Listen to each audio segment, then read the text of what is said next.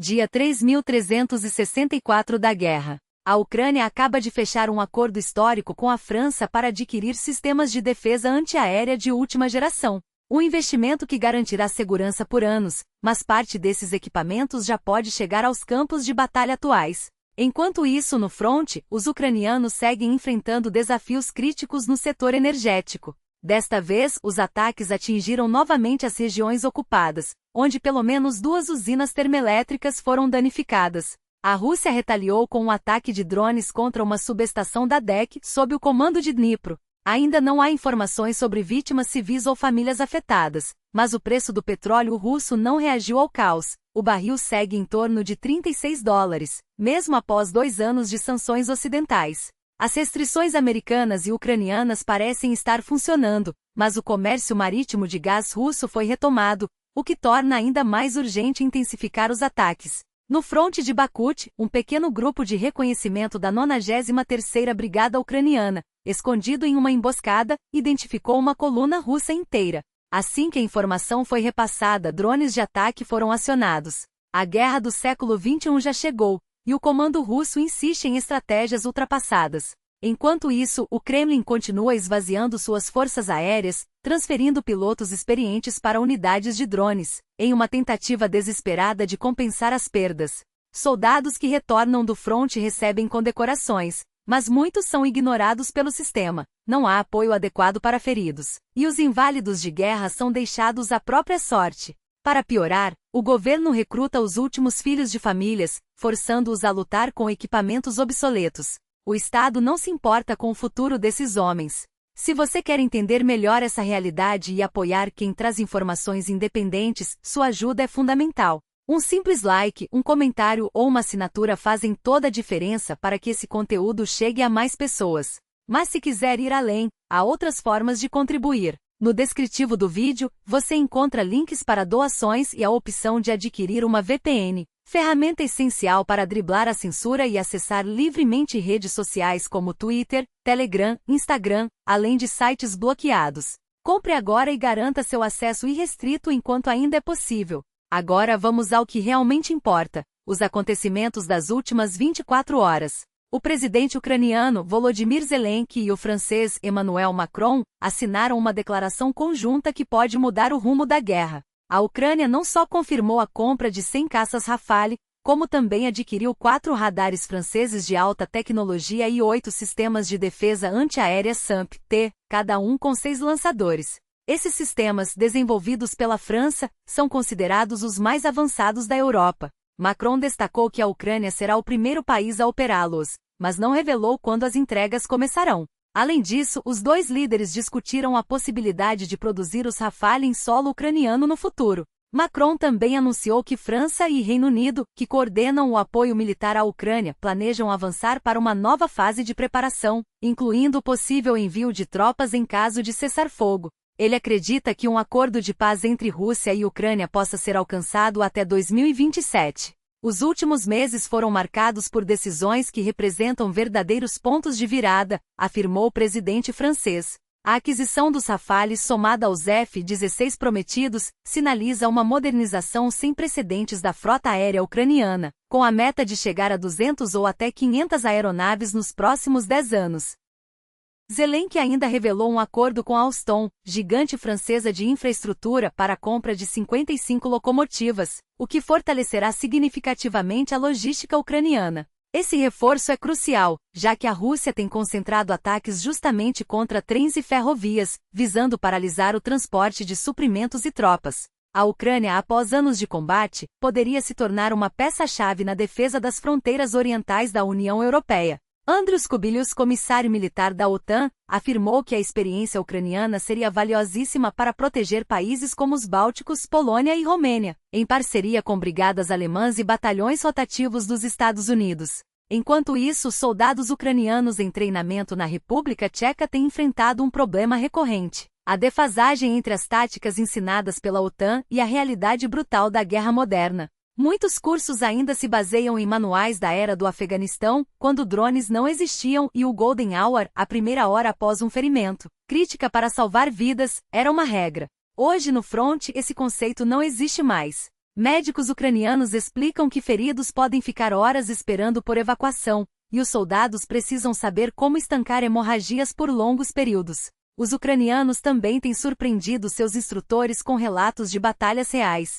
Em um exercício, soldados tchecos deveriam atravessar um rio para atacar posições inimigas, mas os ucranianos logo alertaram: qualquer veículo que se aproximar da margem será destruído por drones antes mesmo de chegar. Em outra simulação, os instrutores pediram para remover drones do cenário, alegando que tornavam o treinamento fácil demais. A resposta foi direta: se tirarmos os drones, não estaremos treinando para a guerra atual, mas para uma batalha dos anos 2000. A guerra mudou tudo. Hoje, qualquer movimento sob um céu dominado por 40 ou 50 drones se torna letal.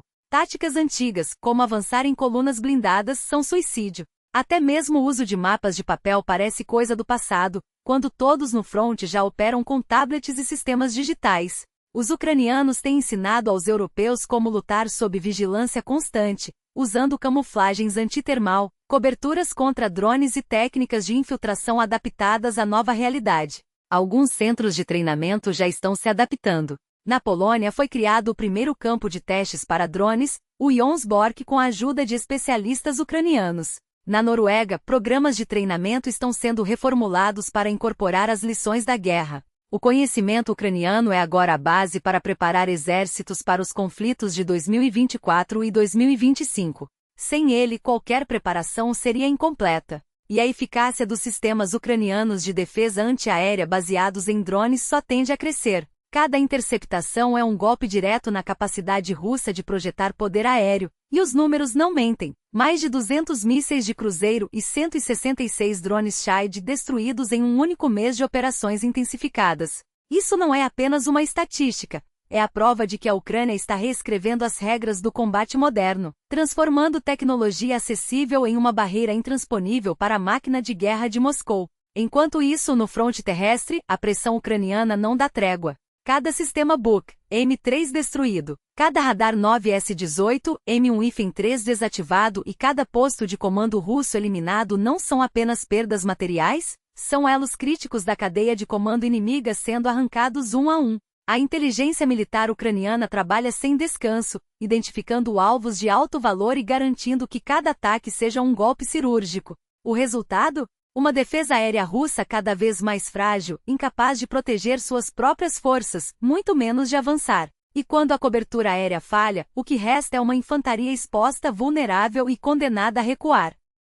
Mas a guerra não se decide apenas no campo de batalha. Ela se decide também na capacidade de sustentar o esforço bélico, e é aí que a Ucrânia está estrangulando a Rússia onde mais dói, no bolso. O colapso dos preços do petróleo russo, caindo para níveis não vistos desde 2021, não é um acidente.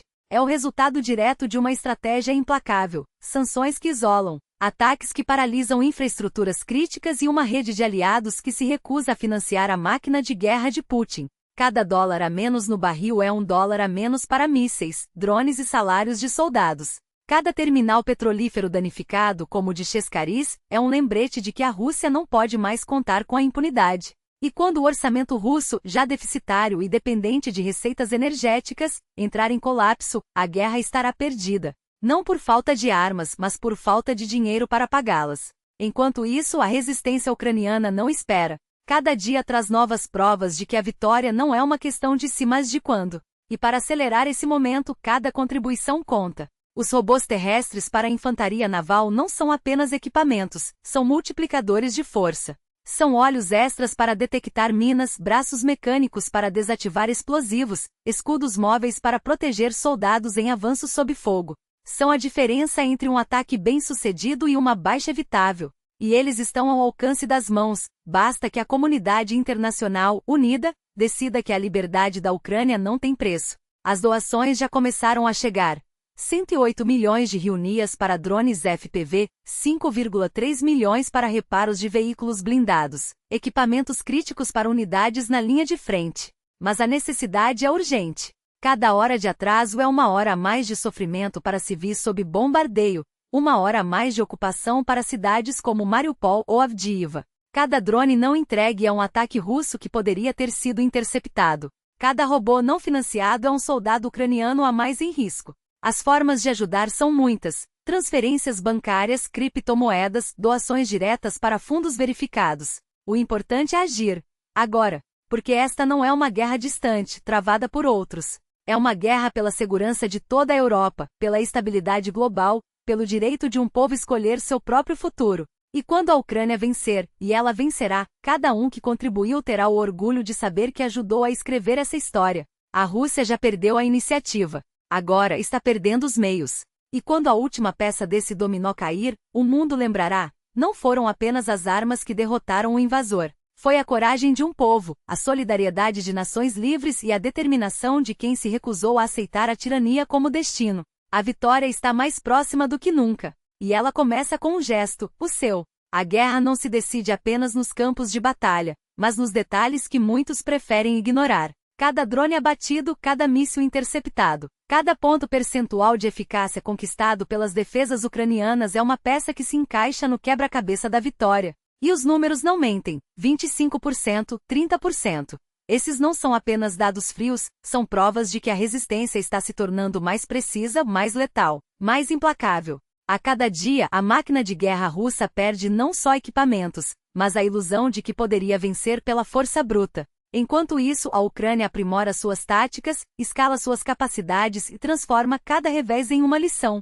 O inimigo pode atacar cidades, destruir infraestruturas, ceifar vidas inocentes, mas não pode apagar a determinação de um povo que se recusa a se ajoelhar.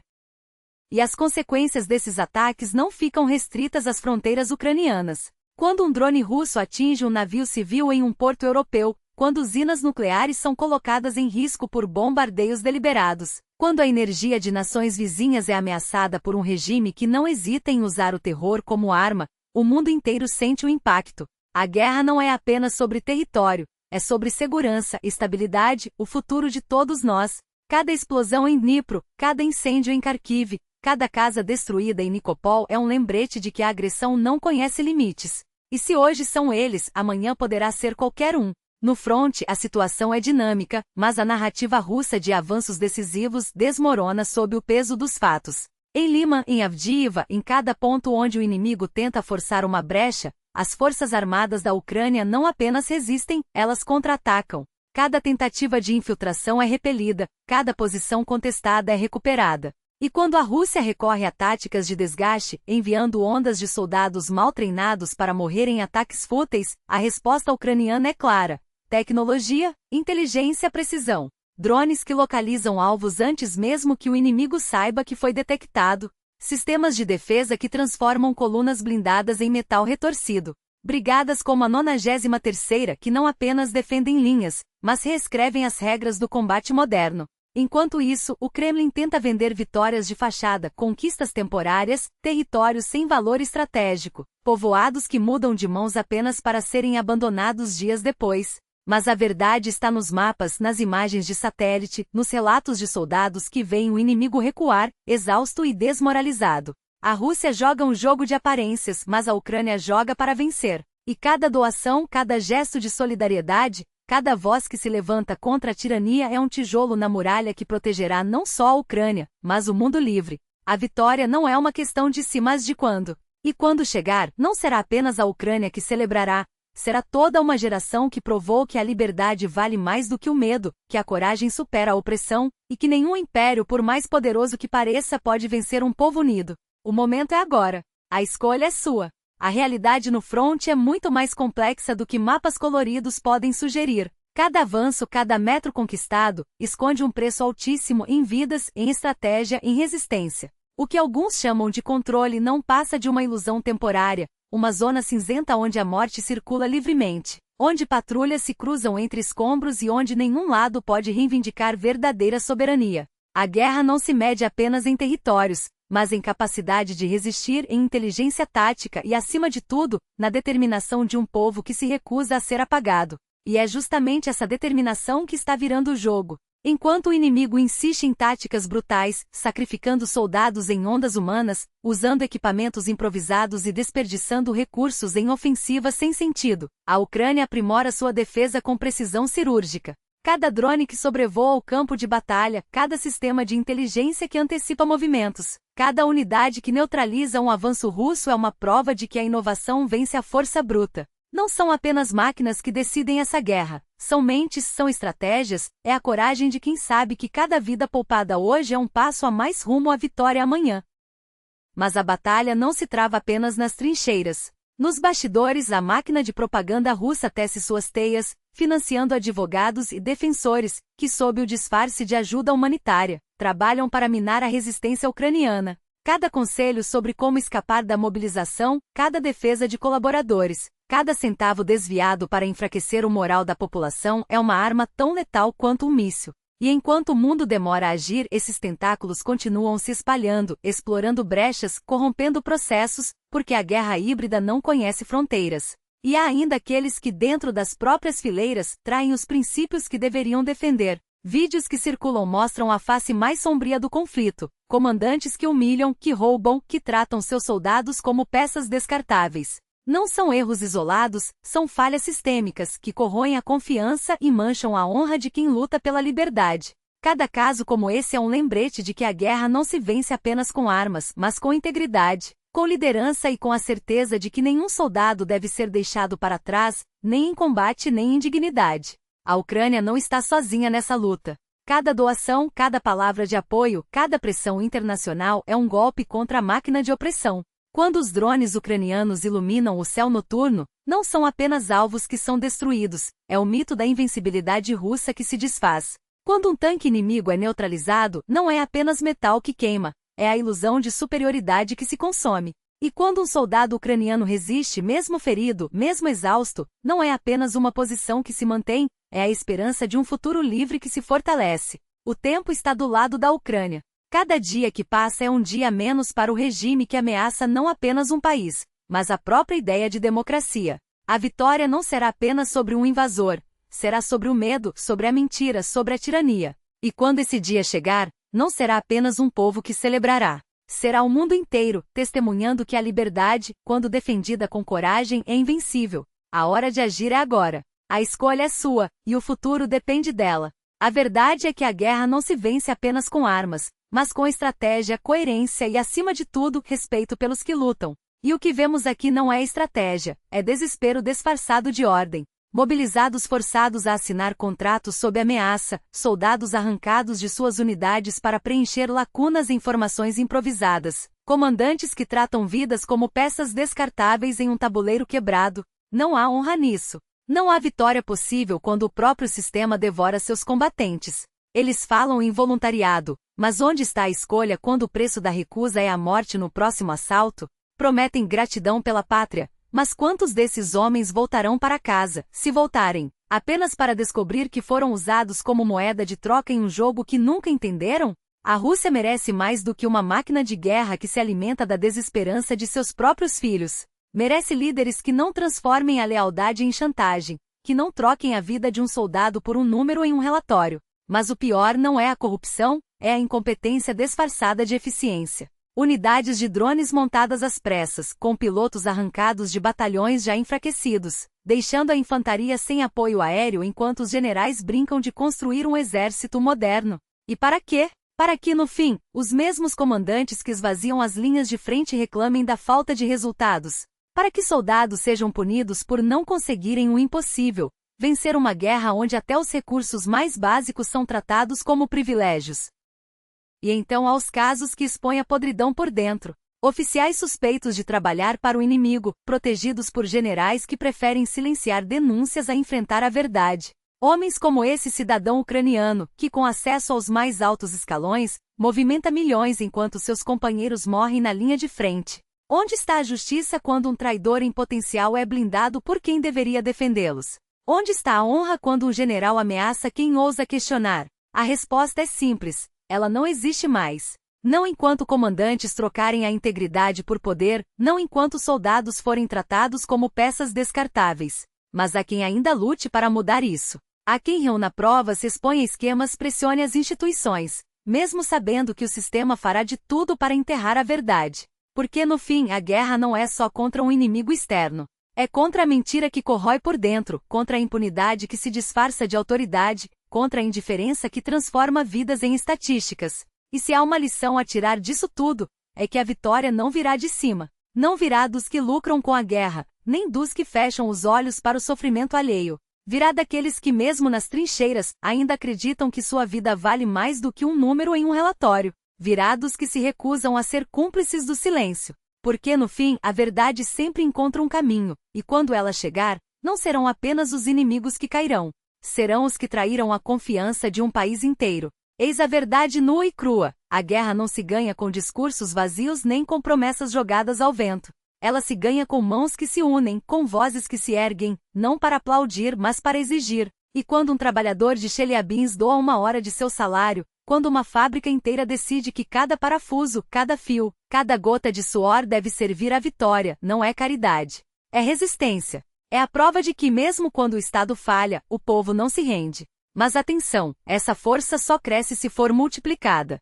Se um projeto como esse se espalhar por cada cidade, por cada oficina, por cada linha de produção, então sim, estaremos falando de uma revolução silenciosa. Uma revolução que não precisa de heróis de capa, mas de gente comum disposta a transformar sua indignação em ação. Porque no fim das contas não são os generais que decidem o destino de uma nação. São os que mesmo exaustos ainda acreditam que vale a pena lutar. E enquanto uns doam horas de trabalho, outros pagam com o próprio corpo. Como aquele veterano de guerra deixado para trás como um fardo incômodo. Um homem que perdeu a mobilidade nas trincheiras, que agora enfrenta escadas íngremes e burocracia sem fim, enquanto a família implora por um simples acesso, um maldito pandão, que a prefeitura não providencia. E o que é pior, enquanto ele luta para sobreviver, seu filho mais novo, o único que ainda pode ajudá-lo, está prestes a ser arrancado de casa para servir em uma guerra que já lhe roubou um irmão. Eu lutei por vocês, ele grita, mas as paredes do sistema são surdas.